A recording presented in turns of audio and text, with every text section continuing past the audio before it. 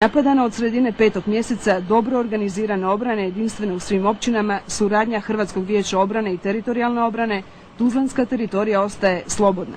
Tuzla svakodnevno na nišanu neizvjesnosti, selektivno granatirana s okolnih Majevičkih brda, no branitelji ne odstupaju s prve linije fronte.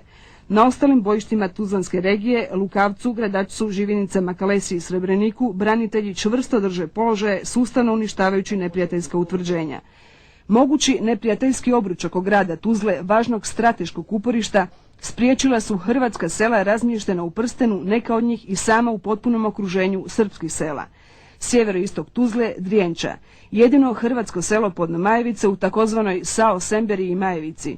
Prva linija obrane Tuzle od napada iz Brčkog i Bijeljine. 9 km dugu frontu drži samostalna bojna HVO u sastavu armije BiH, Pro Patria. Iz njenog zapovjedništva poruka: udružiti se što jače sa muslimanima i što jače udariti i istirati što prije van.